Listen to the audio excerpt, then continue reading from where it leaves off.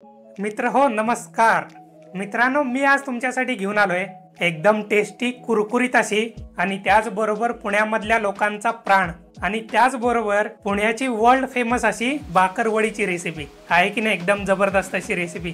आता ही जी बाकरवडी आहे ना, तसं बघायला गेलं तर गुजराती रेसिपी जी असते ना थोडीशी गोडसर असते, पण महाराष्ट्रातली आणि पुण्यातली जी बाकरवडी असते ना ती झणझणीत अशी असते, म्हणजे थोडी तिखट असते। आता हीच बाकरवडी आपल्या घरच्या घरी कशी बनवायची ना ते आज बघून घेणार आहोत। संपूर्ण माहिती तुम्हाला या व्हिडिओमध्ये सांगणार आहे, तर हा व्हिडिओ तुम्ही शेवटपर्यंत नक्की बघा। चला तर रेसिपी सुरुवात करायच्या आधी ना चॅनलला सबस्क्राइब करा। तुमच्यापैकी बऱ्याच लोकांनी अजून चॅनलला सबस्क्राइब केलेलं नाहीये, म्हणजे 1% लोकांनी फक्त चॅनलला सबस्क्राइब केलेलं आहे, बाकी 99% लोकांनी अजून सबस्क्राइब नाही केलेले। तर तुम्ही पण फटाफट चॅनलला सबस्क्राइब करा। चला आता रेसिपीला फटाफट सुरुवात करूया। तर मित्रांनो, भाकरवडी बनवण्यासाठी ना सगळ्यात आधी आपल्याला मसाला भाजून घ्यायचा आहे। तर त्यासाठी मी इथं मीडियम पॅन गरम करून घेतलेले आहे। आता या पॅन मध्ये ना 2 चमचे धने टाकून घेतो आणि त्याचबरोबर यामध्ये 2 चमचे जिरे टाकून घेतो आणि त्याचबरोबर यामध्ये 2 चमचे बडीशोप टाकून घेतो। आता हे तिन्ही खडे मसाले मीडियम गॅसवरती अगदी 1 ते 2 मिनिटांसाठी चांगले भाजून घेणार आहे। आता एकदा का हे सगळे खडे मसाले चांगल्या प्रकारे भाजून झाले ना, एका ताटामध्ये काढून घ्यायचे। आता याच पॅन मध्ये 2 चमचे पांढरे तीळ आणि 2 चमचे खसखस टाकून या दोन्हीला पण चांगल्या प्रकारे मीडियम गॅसवरती भाजून घ्यायचं आहे। तीळ आणि खसखस जे आहे ना एकदम नाजूक असतात, अगदी अर्ध्या मिनिटासाठी किंवा 1 मिनिटासाठी जरी भाजून घेतलात ना तरी पुरेसा आहे। तिळाचा चटचट असा आवाज यायला चालू झाला ना, भाजणं बंद करून द्यायचं आणि दुसऱ्या ताटामध्ये काढून घ्यायचं। आता याच पॅन मध्ये 1 वाटी सुका खोबरा टाकून घ्यायचा आणि या सुका खोबऱ्याला पण चांगला आपल्याला भाजून घ्यायचा आहे। खोबऱ्याला अगदी थोडासा सोनेरी कलर यायला चालू झाला ना, आता यामध्ये अर्धी वाटी कोथिंबीर टाकून घ्यायची। आता या कोथिंबीरेला पण खोबऱ्याबरोबर अगदी 3 ते 4 मिनिटांसाठी चांगलं भाजून घ्यायचं आहे, म्हणजे खोबऱ्याचा जो कलर आहे ना आता सोनेरी असा कलर यायला चालू झाला होता, अजून थोडासा डार्क कलर येईपर्यंत भाजून घ्यायचं आहे। एकदा का कोथिंबीर आणि खोबरं चांगल्या प्रकारे भाजून झालं ना, आता हे सगळं मसाल्याच्या ताटामध्ये काढून घेतो आणि हा जो मसाला आहे ना संपूर्णपणे आपल्याला थंड करून घ्यायचा आहे। त्यासाठी मसाला थोडासा मी पसरवून घेतो, म्हणजे मसाला लवकर थंड होईल। आता मित्रांनो, याच पॅनमध्ये चिंच आणि गुळाची चटणी तयार करून घेणार आहे। त्यासाठी अर्धी वाटी चिंचेचा कोळ म्हणजे चिंचेचा रस यामध्ये टाकून घेतो आणि त्याचबरोबर यामध्ये 1 वाटी गूळ टाकून घेतो आणि आता हे जे गूळ आहे ना यामध्ये चांगल्या प्रकारे मिक्स करून घेतो। जसं हे सगळं चांगल्या प्रकारे गरम व्हायला चालू होईल ना तसं गूळ जे आहे ना विरघळून त्यामध्ये मिक्स होत राहील। आता गुळाचं जे प्रमाण आहे ना चिंचेच्या आंबटपणानुसार ठरून जातं। जनरली 1.5 ते 2 पट गूळ यामध्ये टाकून घ्यावा लागतो आणि जनरली जी चटणी असते ना 50% गोड असायला पाहिजे आणि 50% आंबट असायला पाहिजे। जेव्हा तुम्ही पहिल्यांदा गूळ टाकून घेता ना त्यानंतर एकदा टेस्ट करून बघा। एकदा का तुम्ही टेस्ट केलात ना त्यानंतर तुम्हाला समजेल की त्यामध्ये किती गूळ टाकायचा। आता ही जी चटणी आहे ना थोडीशी घट्ट झाल्यामुळे यामध्ये 1 वाटी मी पाणी टाकून घेतो आणि त्याचबरोबर अर्धा चमचा जिरा पावडर टाकून घेतो आणि चांगल्या प्रकारे हे सगळं मिक्स करून घेतो आणि अजून 3 ते 4 मिनिटांसाठी याला चांगलं शिजवून घेतो। आता मित्रांनो, तुम्ही इथं बघू शकताय मगाशीपेक्षा जी चटणी आहे ना थोडीशी घट्ट झालेली आहे। आता गरम असल्यामुळे ना तुम्हाला जास्त पातळ दिसते। ही जी चटणी आहे ना संपूर्णपणे जेव्हा थंड होते तेव्हा चांगली घट्ट होऊन जाते। तर अशा पद्धतीने ही चिंच गुळाची चटणी आपल्याला तयार करून घ्यायची। आता मित्रांनो, आपल्याला मसाला बारीक करून घ्यायचा आहे। बारीक म्हणजे संपूर्ण बारीक नाही करून घ्यायचा, थोडासा मीडियम आणि जाडसर ठेवायचा आहे। मगाशी जो मसाला आपण भाजून घेतला ना तो संपूर्णपणे आता थंड झालेला आहे। मिक्सरच्या जारमध्ये टाकून घेतो आणि मिक्सरला लावून घेत असताना 1 सेकंदासाठी मिक्सर चालू करून घ्यायचा आणि त्यानंतर परत बंद करून घ्यायचा, परत 1 सेकंदासाठी चालू करून घ्यायचा। हे अशा पद्धतीने मसाला आपल्याला बारीक करून घ्यायचा आहे। एकसारखा मिक्सर चालू ठेवून जर मसाला बारीक करून घेतलात ना तर मसाला खूपच बारीक होऊन जातो। त्यामुळे अशा पद्धतीने मसाला आपल्याला बारीक करून घ्यायचा आहे, चालू बंद करून। आता यामध्ये 1 चमचा गरम मसाला, 1 चमचा लाल मिरचीची पावडर, अर्धा चमचा हळद पावडर, चवीपुरतं मीठ आणि आता यामध्ये अर्धी वाटी सेव टाकून घ्यायची। आता ही जी सेव आहे ना पाणीपुरीसाठी जी नायलॉन सेव वापरतो ना त्याच्यापेक्षा थोडीशी जाडसर आहे। आता हे सगळं चांगल्या प्रकारे मिक्स करून घ्यायचं आहे। यामध्ये टाकलेले मसाले आणि जी सेव आहे ना ती पण चांगली बारीक झाली पाहिजे। अशा पद्धतीने मिक्स करून घ्यायचं आहे। गरज पडल्यास चमच्याने अशा पद्धतीने थोडंसं हलवून घ्या, कारण मसाला आणि सेव जी असते ना बाजूला चिटकून जाते। आता मित्रांनो तुम्ही इथं बघू शकता अशा पद्धतीने आपला जो मसाला आहे ना बारीक करून घेतलेला आहे। खूप जास्त बारीक पण नाही आहे, मीडियम असा जाडसर आहे। आता हा जो मसाला आहे ना एका ताटामध्ये मी काढून घेतो।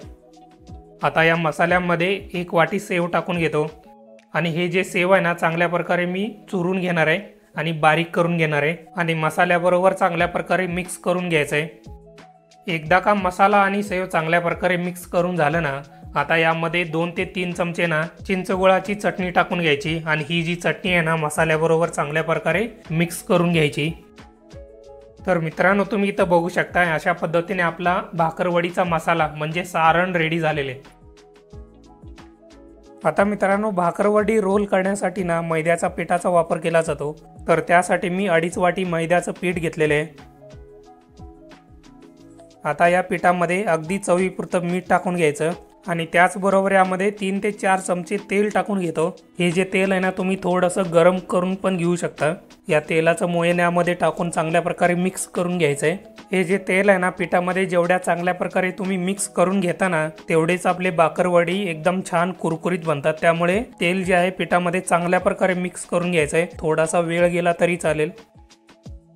आता मित्रांनो यामध्ये थोडं थोडं करून पाणी टाकून घ्यायचं आहे आणि जे पीठ आहे ना चांगल्या प्रकारे मळून घ्यायचं आहे। जेवढं घट्ट पीठ आपल्याला मळून घेता येईल ना तेवढं घट्ट मळून घ्यायचं आहे। जास्त पाणी टाकून पीठ जे आहे ना पातळ करून घ्यायचं नाही, हे लक्षात ठेवा।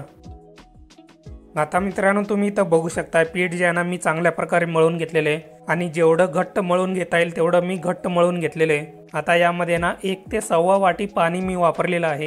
एकदा का पीठ चांगल्या प्रकारे मळून झालं ना वरती एखादा झाकण झाकून घ्यायचं, नाहीतर मग एखादा कापड वगैरे टाकून अगदी 5 ते 10 मिनिटासाठी पीठ जे आहे ना मुरण्यासाठी ठेवून द्यायचंय।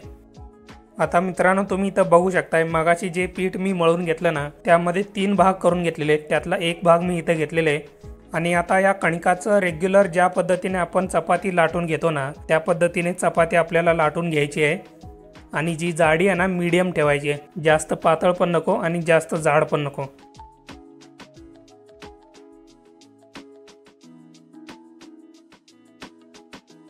आता मित्रांनो तुम्ही इथं बघू शकताय मैद्याच्या पिठाचं मी चपाती अशा पद्धतीने लाटून घेतलंय। आता या चपातीवरती भाकरवडीचा जो मसाला मगाशी आपण तयार करून घेतला ना तो मसाला सगळीकडून अशा पद्धतीने पसरवून घ्यायचा आहे। हा जो मसाला आहे ना अंदाजे 1 अर्धा सेंटीमीटर जाडीचा असायला पाहिजे। आता हा सारण जो आहे ना मसाला जो आहे ना अशा पद्धतीने थोडासा दाबून घ्यायचा आहे, म्हणजे मसाला नंतर ना आपण रोल करून घेत असताना सुटणार नाही। आता या भाकरवडीचा अशा पद्धतीने थोडासा आधी फोल्ड करून घ्यायचा आणि त्यानंतर ना चांगल्या प्रकारे आणि टाईट असं रोल करून घ्यायचं आहे।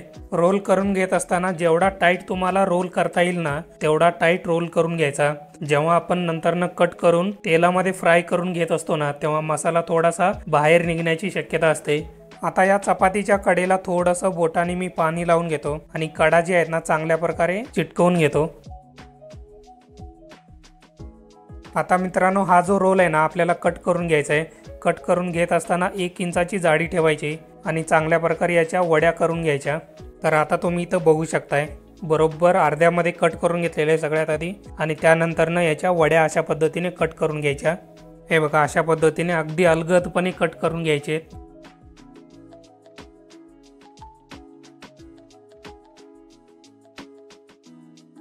तर हा बघा मित्रांनो आपली भाकरवडी एकदम मस्तपैकी आणि एकदम व्यवस्थित असा कट करून घेतलेले आहे आणि दोन्ही हाताच्या तळव्यामध्ये असं थोडंसं मी दाबून घेतो, म्हणजे जो लूज झालेला मसाला असतो ना तो चांगल्या प्रकारे आतमध्ये दाबून जातो।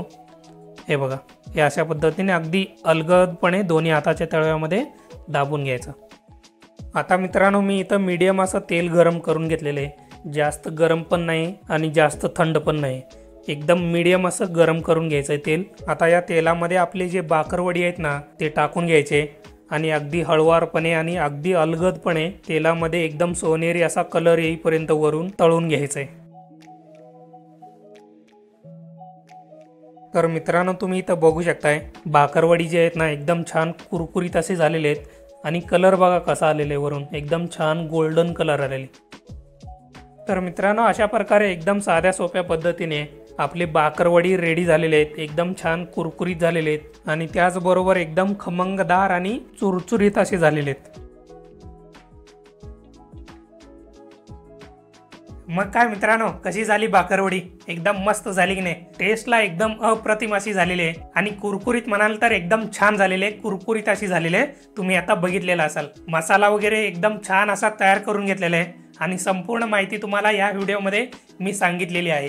अशा पद्धतीने तुम्ही पण तुमच्या घरी एकदा भाकरवडी नक्की तयार करा आणि मस्तपैकी चहा बरोबर एन्जॉय करा। चला, आता जाता जाता रेसिपी आवडली असेल तर लाईक करा, कमेंट करा आणि चॅनलला सबस्क्राईब करायला विसरू नका आणि ज्या रेसिपीज तुम्हाला आवडतात त्या इतरांच्या बरोबर शेअर करायला पण विसरू नका। आता भेटूया पुढच्या व्हिडिओमध्ये अशाच एका नवीन आणि चमचमीत रेसिपी सोबत।